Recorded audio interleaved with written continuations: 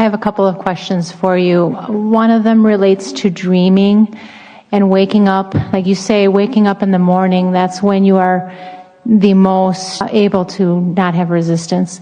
I feel like I wake up and within a couple of seconds I'm already feeling resistance. How can I, and then dreaming, sometimes I wake up in the middle of a dream and I feel like it's a bad dream, and so can you... What you think about and what comes to you and how you feel always match. So, as we say, you create your own reality. That's how it happens. You're thinking it, you're feeling it, and it's manifesting. You are creating your own dream reality too. And so, what you're thinking about and how you're feeling about it is manifesting in your dreams. Your dreams, there is a wonderful way for you to acknowledge what's going on vibrationally, particularly if you're not sensitive to how you've been feeling, and so you're not really keeping up with releasing resistance when it comes. So sometimes you get momentum going that you don't realize that you've got going, because they're beliefs that you've held for a while, and so you keep believing them and life keeps showing them to you, and so you develop these patterns of thought, these patterns of expectation, which then play out in vivid form in your dreams. So if we were standing in your physical shoes, we would use dreams in this way. We would say, when we put ourselves to bed, we would say, I realize that I'm going to dream, because you do whether you realize it or not. I know that I'm going to dream.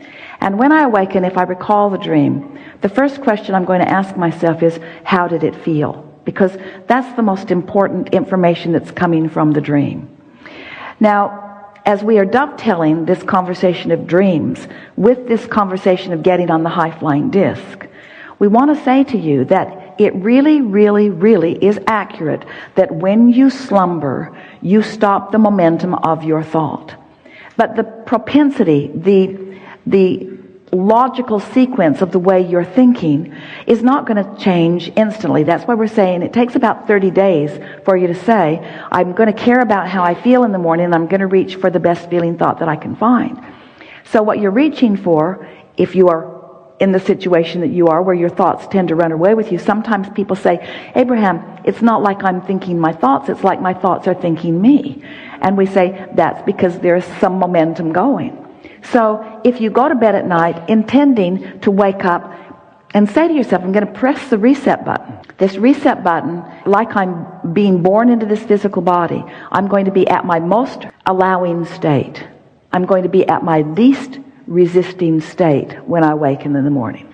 So just sort of say that to yourself as you go to sleep. And then when you wake up, the important thing is to catch yourself in the very early stages of it. Esther discovered she had to get right out of bed the minute she was conscious, because if she stayed there, her thoughts were likely, they had been sort of wandering toward unwanted thoughts. And so she discovered the other day, she woke up, stayed in bed, woke up again, stayed in bed, woke up again, stayed in bed, and she said, I'm back, because it was a long time. When she woke up, she better get up and she better get focused upon something, otherwise her mind was going to wander into unwanted places, you see. So it's just a matter of caring about how you feel and then just guiding yourself gently. Don't be mean to yourself. Don't beat up on yourself. Just reach for the best feeling thought that you can find. Now, we've noticed, and you've noticed it too, that the more general your thought is, the less resistance it is likely to have within it. So when you're making that transition from those uncomfortable thoughts. So dreams are full of information, but they are full of information that your emotions are already giving you. If you're having a chronic bad dream about something, there's something bothering you. And you know you're thinking about it, not when you're dreaming. You know you're talking about it, not when you're dreaming. In other words, the essence of that is active within you, and that's why it's coming to you in every way that it can be revealed to you, because it's just an amplification of how you feel about something. But the point that we're wanting to get across in a very powerful way is that you have control about how you feel about everything. You just have to begin to exercise it a little bit, you see. So when the dream comes and it's a persistent feeling, it's not so much the topic of the dream, it's the feeling in the dream.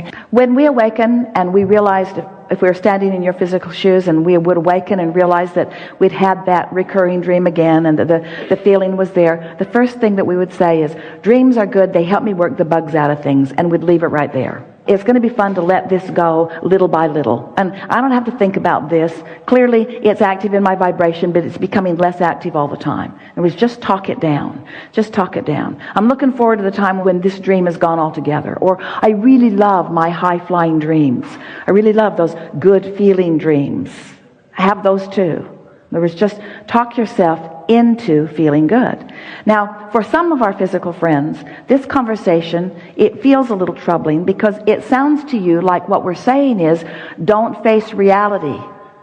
That's exactly what we're saying. Because facing reality just regurgitates reality. Now, there's plenty of reality that you want to keep replicated in your life experience, but you want to learn to be a more selective sifter. So you want to keep the thoughts that feel the best and leave the thoughts that feel the worst. And so if it's a thought that doesn't feel good, general will slow it down. If it does feel good, more specific will speed it up.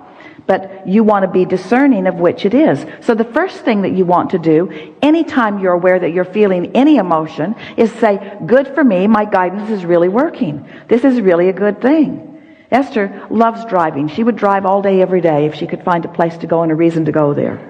And she's pretty good at finding a place to go and a reason to go there, and something to drive there in. And all along many of the highways across the country are those little bumps along the edge of the road. And she really enjoys moving along, and every now and again, bump, especially when she was driving the monster bus. It's big, it wants to take up a lot of room. Bump. And she never took it as an indictment of her morality. She never took it as an indication of her worthiness. She took it as an indication, keep going in this trajectory and you're going off the road. Guidance. Just guidance. Guidance that is easy to correct from. And that's what your emotions are. That's even what all manifestations are about. Just guidance to help you to correct the trajectory. But you do it with the power of your mind. And you mold it by caring about the way you feel. Something more? Did we get there? Yes. I guess related to that is falling out of an airplane. Your analogy with falling out of an airplane. I do that pretty well.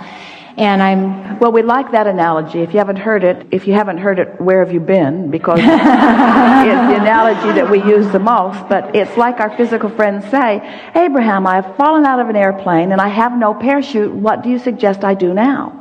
And we say, hang on, it will be over in a little bit. And that's momentum, isn't it? And so sometimes there is a trajectory that you haven't practiced what you really want enough, and so that trajectory is going to play itself out.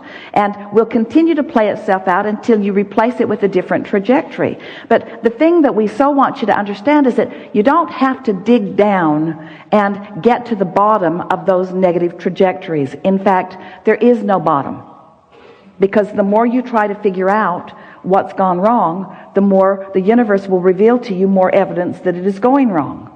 Law of attraction is just that way.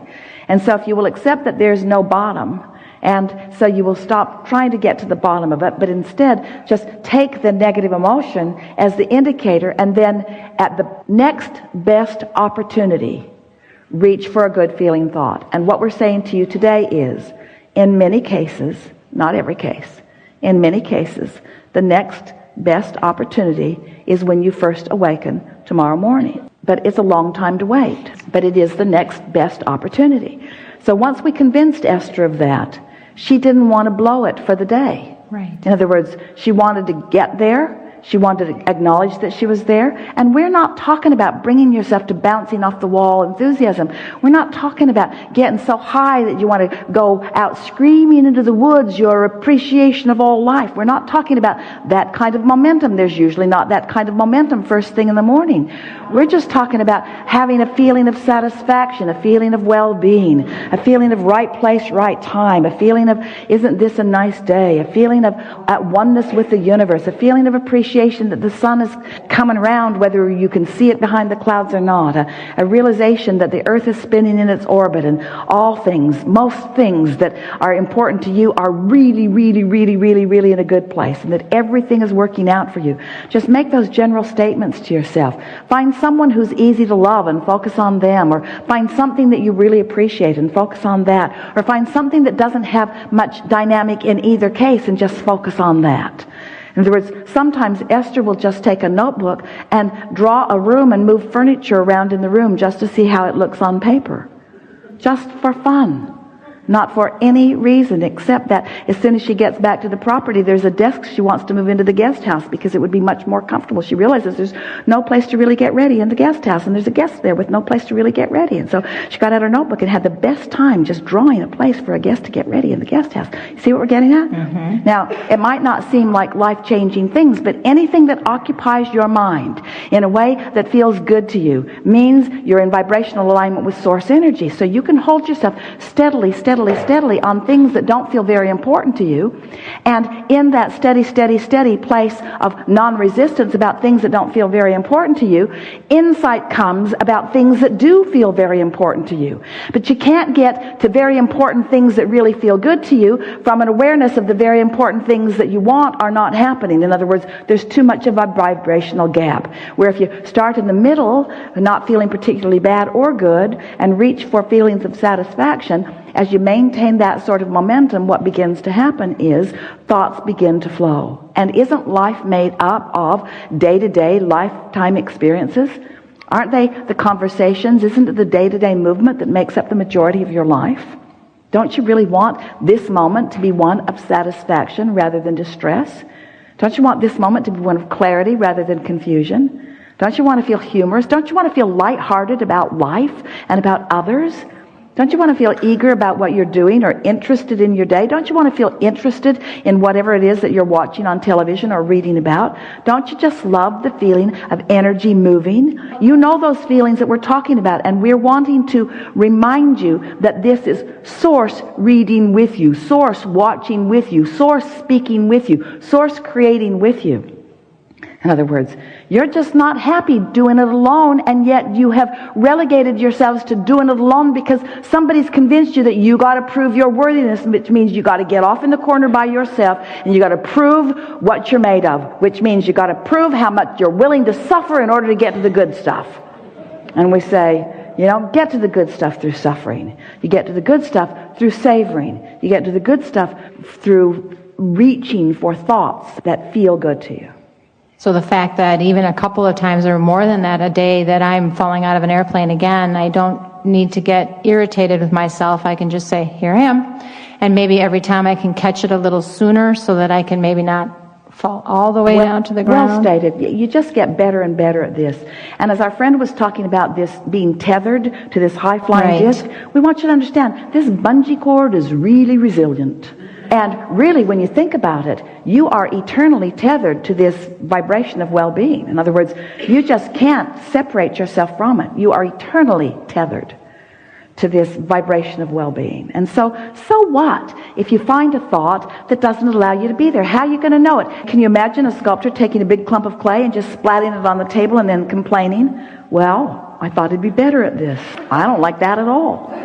Or can you imagine an artist with his first paint and brush, sort of trying to make something of it, and don't you want to mold it into place? And so when you begin to consciously and deliberately mold the energy, can't you give yourself, when a child is learning to walk and falls down, you say, get up, you little dummy. You don't say that, do you? You expect to be able to find your balance. And that's all we're talking about. Give yourself a break. Chill out. Don't ask yourself to be on the high-flying disc when this is the first time that you've really even focused upon it. It makes sense to you. You're feeling resonance with it. But you haven't been practicing getting there and staying there. You've been practicing observing what anybody's going to show you. And you've been trying to gravitate toward things that feel good. That's why you choose the friends you choose and the programs you watch and the books you read. We know that you are wanting to guide your life. You've just never guided it with this sort of infinitesimal care and attention and understanding. But you've never understood about vibration before. You've never understood about the power of leverage that comes from alignment. And now that you are understanding that, you can't go back. Jerry and Esther used to say quite often, we should change the disclaimer that you sign that lets you know that you're going to be recorded, maybe videotaped, and it might show up somewhere. And by the way, you can't go back. Once you understand that you are vibration, you will never be able to not understand that again, because you felt resonance with your source who has known it and wanted you to know it. And if we've said it in a way that you've heard it, now you know it and you can't go back from that. Now that you know that you are the creator of your own reality, you cannot go back from that. You can never again blame someone else without knowing it's not really your fault. We just rendezvoused on the Henri disc, and here we are together, proving to each other where we are vibrationally. That's all that's going on here.